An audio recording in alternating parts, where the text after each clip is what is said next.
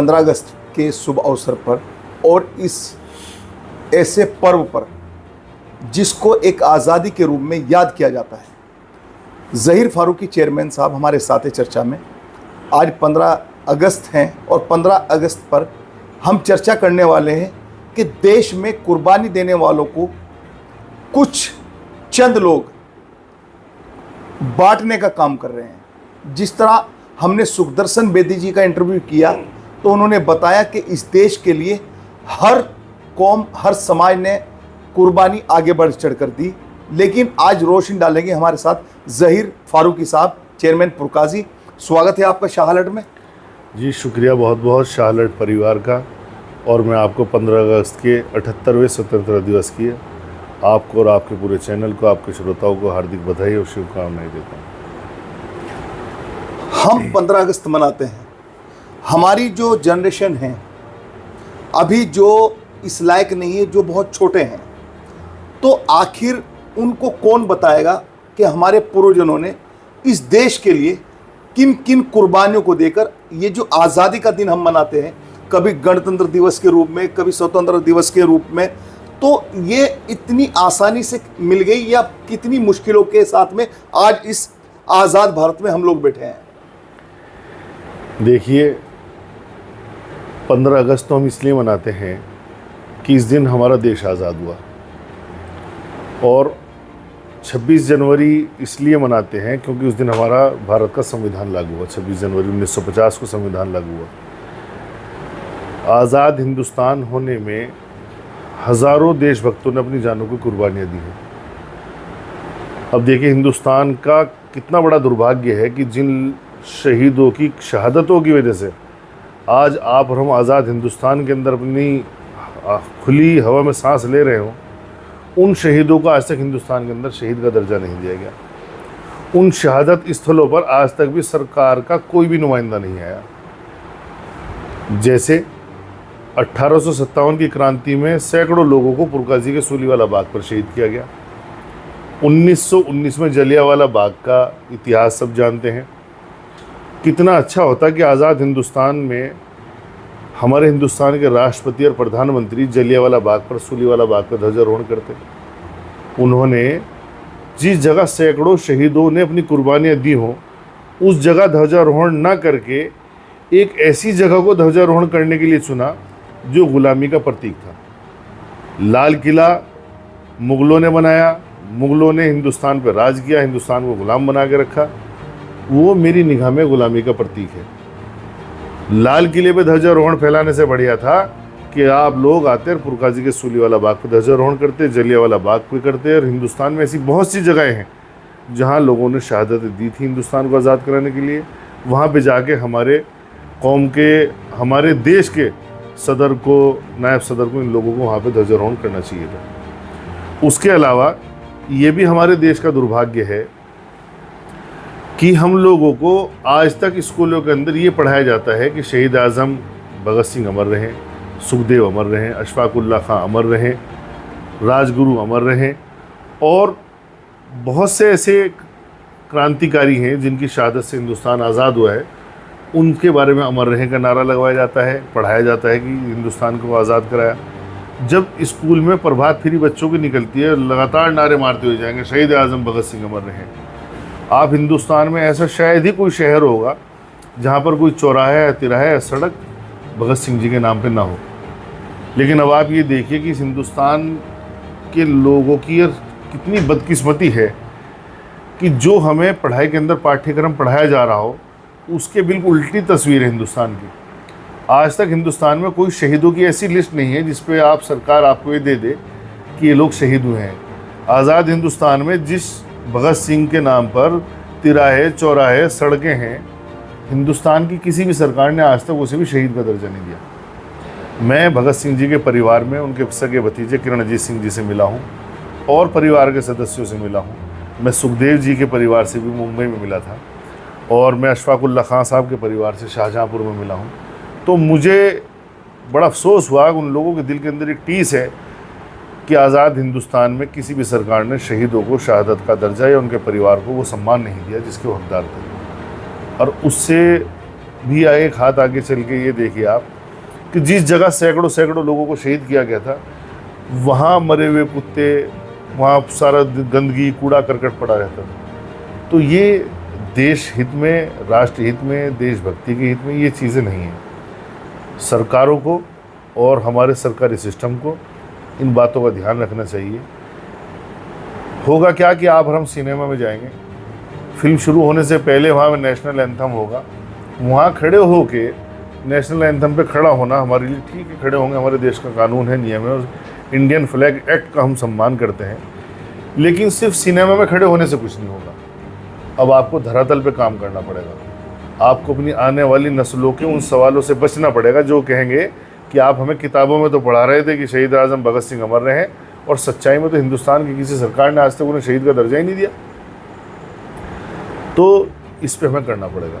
मतलब क्या चेयरमैन साहब, अभी तक जो आपने बहुत बड़ी बात यहाँ पर ज़हीर साहब बोल गए कि शहीद भगत सिंह को और अशफाकुल्ला खां, वीर अब्दुल हमीद जैसी शख्सियत को, जिन्होंने देश के लिए कुर्बान होंगे और हर जगह हर कार्यक्रम में उनके नारों से गूंजते हैं।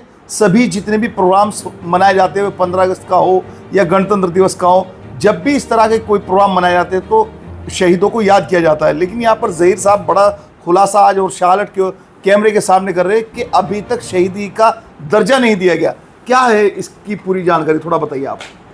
देखिए, अभी जो आपने नाम लिया उसके अंदर एक नाम आपके मुंह से शायद गलती से निकल गया, वीर अब्दुल हमीद साहब का। जी, वीर अब्दुल हमीद साहब को शहादत का दर्जा मिला है। आज़ाद हिंदुस्तान के बाद वो फ़ौज के अंदर थे और पाकिस्तान के उन्होंने टैंक फोड़े थे, तो उन्हें शहीद का दर्जा मिला है। मैं उनके परिवार से मिला हूँ। उनके जो सगे पोते हैं जमील इदरीसी साहब, वो पुरकाजी कार्यक्रम में भी आए थे। हर साल हम 23 मार्च को शहीद दिवस मनाते हैं, उसके अंदर उस परिवार के लोगों ने भाग लिया था। मैं उनके गांव में भी गया हूं और उनके गांव में जिस तोप से उन्होंने, जिस टैंक से पाकिस्तान के बड़े बड़े टैंकर फोड़े थे, मैं वहाँ भी गया हूँ, उसे भी देखा है मैंने, उनके पूरे गांव को देखा है। जो मैंने आपसे बात कही वो 1% सच है। किसी से भी आप मालूम कर लें, हिंदुस्तान में किसी भी बड़े इतिहासकार से मालूम कर लें, शहीदों के परिवारजनों के मेरे से आप नंबर ले लें, आप उनसे बात कर लें, उनके घर जाके पता कर लें। एक बार दोबारा से रिपीट करें, वीर अब्दुल हमीद को तो शहादत का दर्जा मिल गया था। वीर अब्दुल हमीद साहब फौज में थे, उन्होंने जंग लड़ी पाकिस्तान से और उन्होंने पाकिस्तान के बहुत टैंक फोड़े, और कई टैंक फोड़ने के बाद में जब उनकी शहादत हुई तो हिंदुस्तान के फौजियों के लिए गर्व का विषय है। आज भी उनके जीवन पे फिल्में बनती हैं और उन्हें शहीद का दर्जा दिया गया। उन्हें शहीद का दर्जा दिया गया आज़ाद होने के बाद। लेकिन आज़ाद हिंदुस्तान कराने में जिन क्रांतिकारियों ने अपनी जानें दी हों, उन्हें किसी को भी हिंदुस्तान में शहादत का दर्जा नहीं मिला। ये मैं आपके कैमरे पे कहता हूँ। हिंदुस्तान के अंदर शहीद आज़म भगत सिंह को, सुखदेव को, राजगुरु को, अशफाकुल्ला खां को, चंद्रशेखर आज़ाद को, राम प्रसाद बिस्मिल को, किसी को शहादत का दर्जा नहीं मिला है। और जिन लोगों ने अंग्रेज़ों का साथ दिया हो, जिन लोगों ने अंग्रेज़ी हुकूमतों के चमचे बन के, उनके हाथों की कठपुतली बन के काम किया हो, उन लोगों को बड़ी बड़ी दौलतों से हिंदुस्तान के अंदर नवाजा गया। जिस अदालत के अंदर सरदार भगत सिंह, सुखदेव, राजगुरु जी का मुकदमा चल रहा था, उस अदालत के अंदर जस्टिस आगा हैदर उस समय के जज थे। जब उन पे अंग्रेज़ों ने दबाव बनाया कि आप इन्हें फांसी पे चढ़ाइए, तो उन्होंने मना कर दिया और उन्होंने अपना नौकरी से इस्तीफ़ा दे दिया। उसके बाद में सादी लाल आए और सादी लाल ने सरकार, अंग्रेज़ सरकार की चमचागिरी करते हुए उनके लालच में आके इन तीनों को फांसी सुनाई, फांसी की सज़ा सुनाई। उससे खुश हो गए अंग्रेज़ी हुकूमत ने उन्हें सर की उपाधि दी। फिर उनके नाम क्या लगा, सर सादी लाल। और सर सादी लाल साहब को उसके अंदर फिर बागात मिले और खूब उन्हें धन दौलत मिली उसके अंदर। हिंदुस्तान का कानून कहाँ चला गया, कहाँ हमारे हिंदुस्तान की सरकारों की शर्म गैरत ख़त्म हो गई कि जिन लोगों ने अंग्रेज़ों का साथ दिया हो, कम से कम आज़ाद हिंदुस्तान होने के बाद में उनका इलाज तो करना चाहिए था, उनसे उनकी सारी संपत्ति छीननी चाहिए, उन्हें तो जेलों में डालना चाहिए था, राष्ट्रद्रोह के मुकदमे लगाने चाहिए थे। मेरी जानकारी के मुताबिक जिन लोगों ने आज भी हिंदुस्तान में, दिल्ली के अंदर बड़ी बड़ी प्रॉपर्टी ऐसी हैं, मैं आप नाम नहीं लेना चाहता, क्योंकि कहीं ना कहीं जाके बहुत लोगों को चुभेगी वो बात। बड़ी बड़ी प्रॉपर्टी और कंपनियों के मालिक, एक बहुत बड़ी साइकिल की कंपनी है उसके मालिक, दिल्ली का जो सबसे हार्ट ऑफ द दिल्ली है उसके मालिक, वो सब अंग्रेज़ों के चमचे थे। अंग्रेज़ अपनी प्रॉपर्टी उन्हें छोड़ के गए, वो अंग्रेज़ों के साथ रहते थे। जिन लोगों ने आज़ाद हिंदुस्तान कराने के लिए अंग्रेज़ों का विरोध करा, अंग्रेज़ों ने उनके मकान छीन लिए, ज़मीन जायदाद छीन ली और उन्हें दिया जो अंग्रेज़ों को सपोर्ट करते थे। ऐसे बहुत से ज़मींदार आपको मिलेंगे। ये जो नज़ूल की भूमि वाला भी बिल आ रहा है उत्तर प्रदेश के अंदर, उसे भी देखो नज़ूल की भूमि क्या है। ये तो थी कि अंग्रेज़ों ने, जिन लोगों ने अंग्रेज़ों का विरोध करा, अंग्रेज़ों ने उनसे भूमि छीन कर उन्हें दरबदर कर दिया, उन्हें वहाँ से भगा दिया, मार दिया, कुछ कर दिया। उन ज़मीनों को बाद में सरकार, हिंदुस्तान आज़ाद होने के बाद में पट्टे पे दे दिया। किसी को 99 साल, किसी को 80 साल, इस तरह की भूमि गई हुई। इसी तरह के ज़मींदार बहुत हैं। ऐसे ज़मींदार हमारे पुरकाजी में भी आपको बहुत मिलेंगे, जिनका पिछला 100 साल का इतिहास अगर आप उठा के देखेंगे तो उनके बाप दादाओं ने ना कोई फैक्ट्री लगाई, ना कोई कंपनी लगाई, कुछ नहीं करी। और पुरकाजी का सबसे बड़े ज़मींदार हैं। कहाँ से आ गई ज़मीन?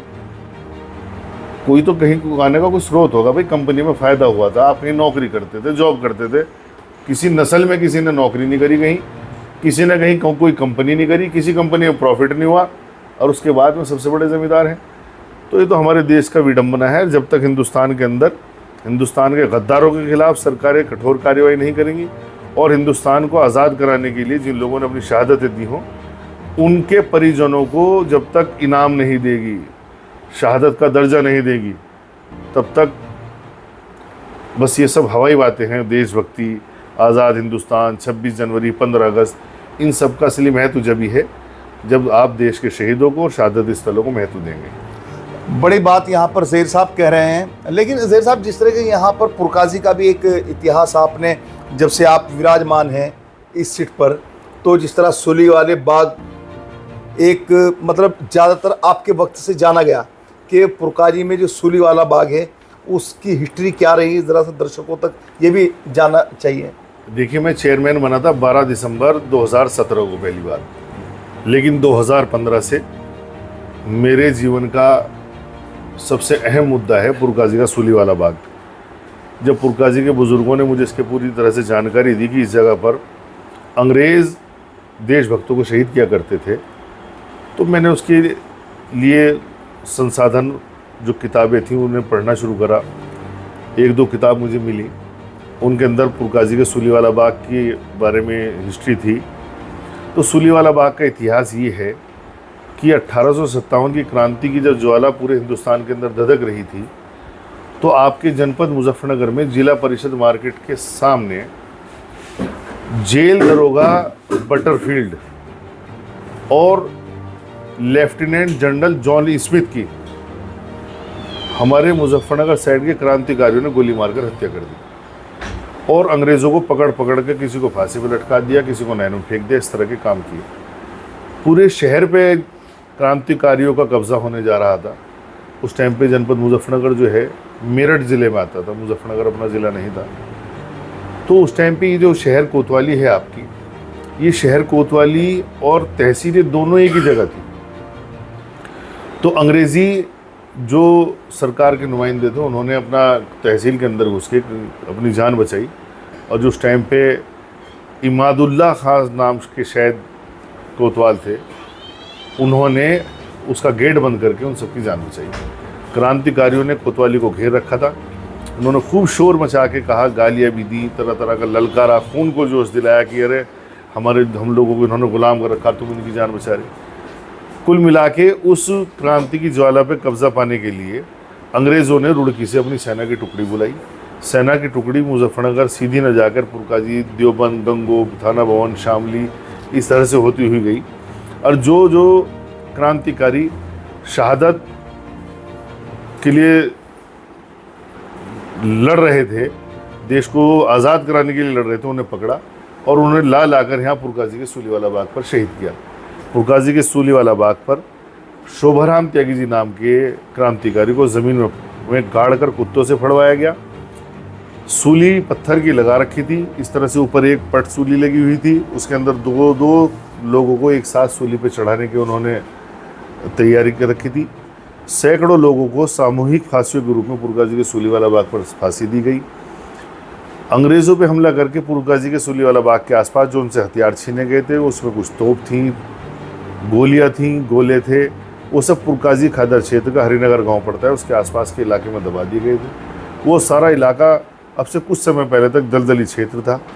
धीरे धीरे अब जब माहौल सही होना शुरू हुआ, ज़मीनों का में बदलाव आया, दलदली क्षेत्र ख़त्म हुआ, लोगों ने उसमें खेती करनी शुरू करी, तो वहाँ से सन 96 में भी 4 तोपें बरामद हुई।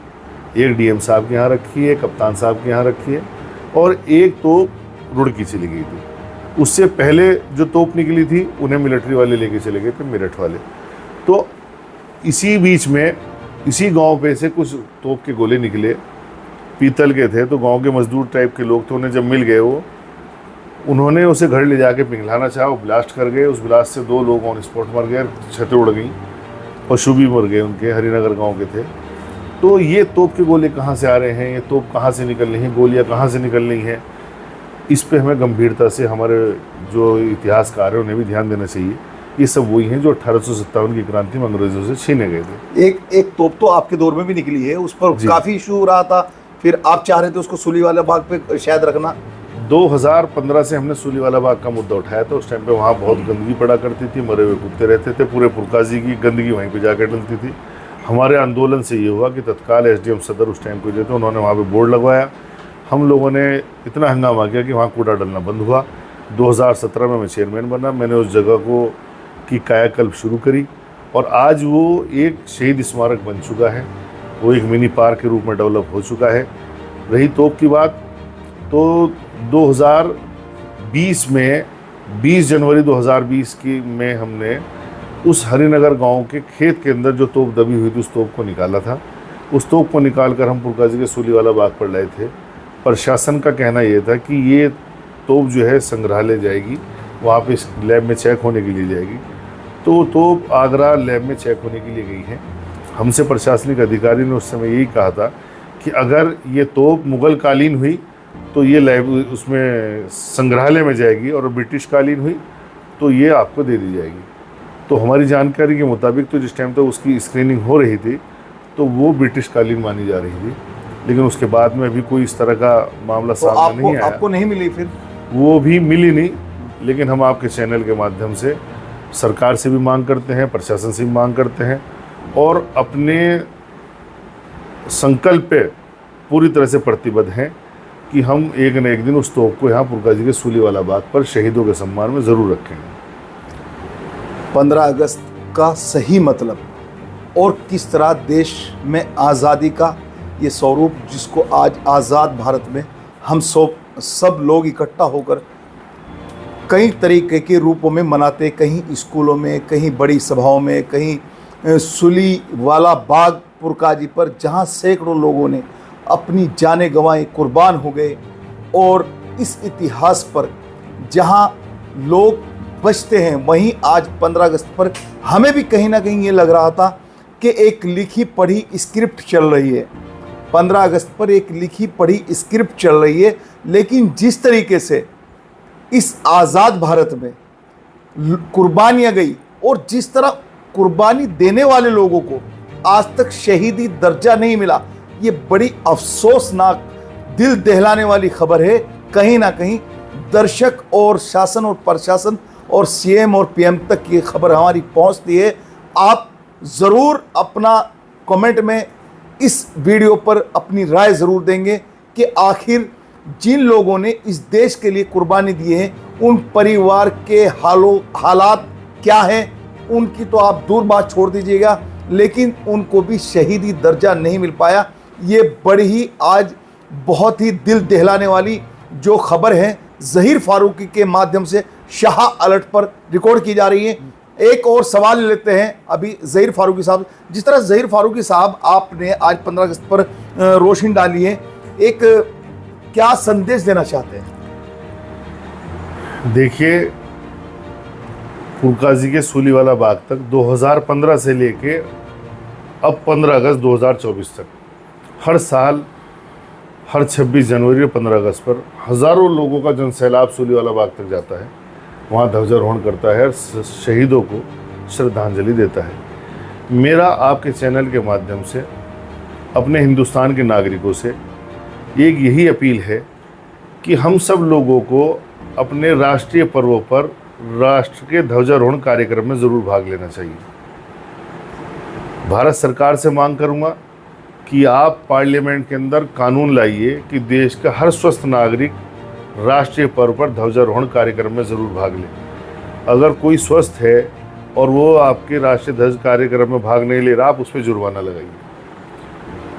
सिर्फ सिनेमा हॉल में फिल्म देखने गए लोगों को कुर्सियों पे खड़ा करके, सीट पे खड़ा करके, कुछ देर के लिए खड़ा करके राष्ट्रीय गान गवाकर आप हिंदुस्तान के अंदर देशभक्ति की भावना शायद इतनी अच्छी नहीं जगा सकते जितनी अच्छी इस कानून के तहत आप जगा देंगे। जब देश का प्रत्येक नागरिक अपने इलाके में पड़ने वाले किसी बड़े मैदान में इकट्ठा होगा, एक सामूहिक राष्ट्रगान होगा, देशभक्ति की बात होगी, तो बहुत अच्छा होगा।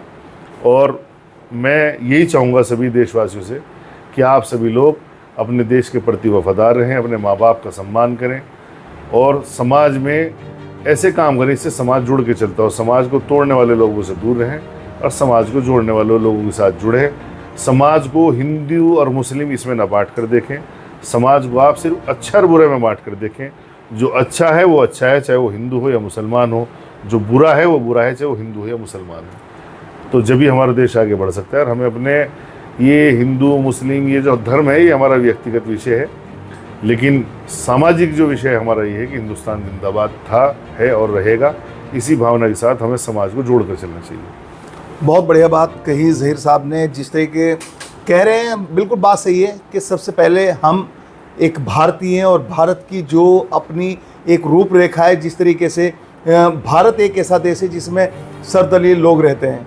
कोई किसी तरीके से पूजा कर रहा है, कोई किसी तरह से इबादत कर रहा है, लेकिन उन चीज़ों को अच्छे बुराई से ना जोड़े। लेकिन जो अच्छे बुरे को धर्म से जोड़ना गलत है। शार्लेट पे आप देख रहे हैं कैमरामैन समीर मलिक के साथ अरशद राना की एक खास रिपोर्ट। मेरे जज्बात से कुछ इस कदर वाकिफ है मेरी कलम की, मैं इश्क भी लिखना चाहूं तो इनकलाब लिख जाता है।